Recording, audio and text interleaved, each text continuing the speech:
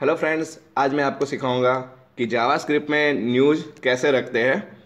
तो कोई भी जावास्क्रिप्ट हमें रखनी हो तो उसके लिए हमें चार चीज़ें याद रखनी है कि इमेज होनी चाहिए, जावास्क्रिप्ट होनी चाहिए, सीएसएस होनी चाहिए और एचटीएमएल का कोड होना चाहिए। तो मैं यहाँ पर प्रीवियस ट्यूटोरियल में भी मैंने बताया था कि एचटीएमएल ड्राइव जो है वो जावास्क्रिप्ट प्रोवाइड करती है। तो हम सर्च करेंगे एचटीएमएल ड्राइव को, यहाँ पर एचटीएमएल ड्राइव, और रिफ्रेश करूँगा। एचटीएमएल ड्राइव में जाके मैं यहाँ पर न्यूज़ सर्च करूँगा।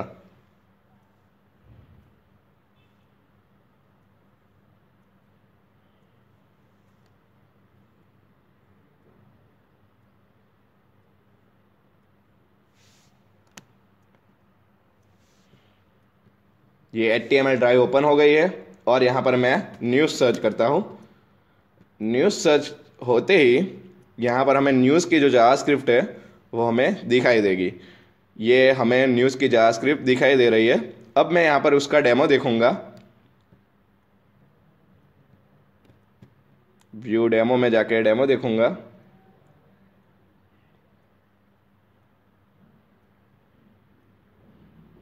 डेमो में यहाँ पर दिखाया हुआ है कि न्यूज़ कैसे आएंगे, तो इसको मैं डाउनलोड कर लेता हूँ।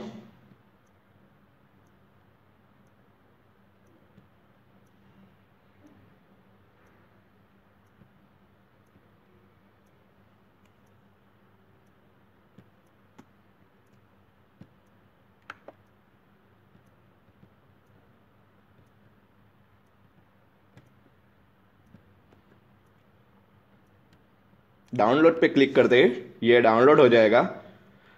ये जिप फाइल डाउनलोड हो गई है। अब हमें क्या करना है, एक डिव बनाना है न्यूज़ के लिए। तो मैं यहाँ पर div.html को ओपन करूँगा नोटपैड में। उसके बाद यहाँ पर कंटेंट के नीचे मैं एक डिव बनाऊँगा। div id is equal to news, जहाँ पर हम वो जावास्क्रिप्ट रखेंगे। डिव को बंद कर देता हूँ। उसके बीच में हमें जावास्क्रिप्ट रखनी है, तो डिव की हाइट विड्थ लेनी होगी हमें। तो उसके लिए मैं CSS ओपन कर लेता हूँ। CSS में मैं यहाँ पर हैज़ न्यूज़ करके डिव बना लेता हूँ। हैज़ न्यूज़, उसमें हाइट 300 पिक्सल, विड्थ 960 पिक्सल, और बीच में लाने के लिए मार्जिन 0 ऑटो, और बैकग्राउंड कलर लेना होगा जिससे हमें पता चले कि डिव आ गया है। बैकग्राउंड कलर यहाँ पर मैं ले लेता हूँ ग्रीन, और पेज को रिफ्रेश करूँगा मैं।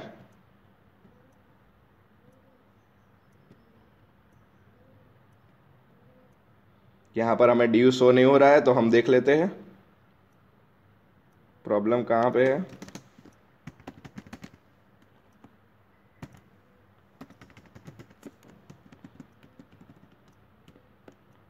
हैज़ न्यूज़, यहाँ पर भी हैज़ न्यूज़ होना चाहिए।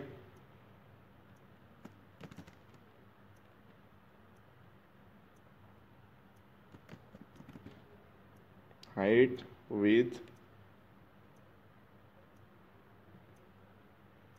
ओके। यहाँ पर जो हेडर है वो हमने क्लोज नहीं किया है। रिफ्रेश करता हूँ मैं पेज को, तो यहाँ पर हमारा डिव आ गया है। अब यहाँ पर हम न्यूज़ का सेक्शन ऐड करेंगे। तो मैं पहले जिप को अनजिप कर देता हूँ। यहाँ पर जिप फाइल को एक्सट्रैक्ट कर देता हूँ। एक्सट्रैक्ट करने के बाद यहाँ पर मुझे कौन सी फाइल दिख रही है, CSS और HTML फाइल है। अब HTML फाइल में उन्होंने जावास्क्रिप्ट ली होगी, इसलिए यहाँ पर जावास्क्रिप्ट एक्सटर्नल नहीं है, और CSS यहाँ पर एक्सटर्नल ली हुई है। पहले मैं HTML फाइल को ओपन करूँगा। पहले हम हेड टू हेड में देखेंगे कि हमारी काम की चीज़ कौन सी है। तो हेड टू हेड में हमें टाइटल नहीं लेना है, मेटा नहीं लेना है, हमें सिर्फ CSS का कनेक्शन लेना है। तो यहाँ पर CSS का कनेक्शन मैं ले लेता हूँ, और यहाँ पर हेड टैग में जाके रख देता हूँ। ये हमारी HTML फाइल है, उसमें जाके मैंने CSS पेस्ट कर दी। अब क्या करना है, बॉडी टू बॉडी कॉपी करना है। तो बॉडी टू बॉडी यहाँ पर हम कॉपी करते हैं और यहाँ पर न्यूज़ वाले जो हमने डिव बनाई है न्यूज़ वाला, उसमें वो सेक्शन कॉपी कर देते हैं। ये न्यूज़ वाला सेक्शन है, उसमें रख दिया मैंने। अब मैं यहाँ पर पेज को रिफ्रेश करूँगा। रिफ्रेश करते ही यहाँ पर जो जावास्क्रिप्ट है अभी आई नहीं है।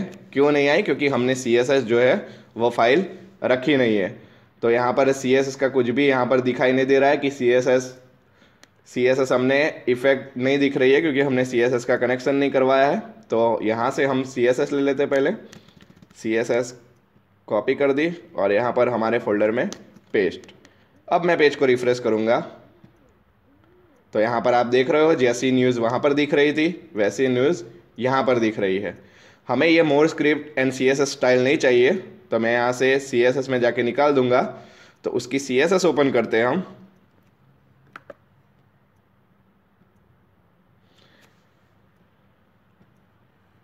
अब जो हमें फॉन्ट निकालने हैं तो उसके लिए HTML में जाना पड़ेगा।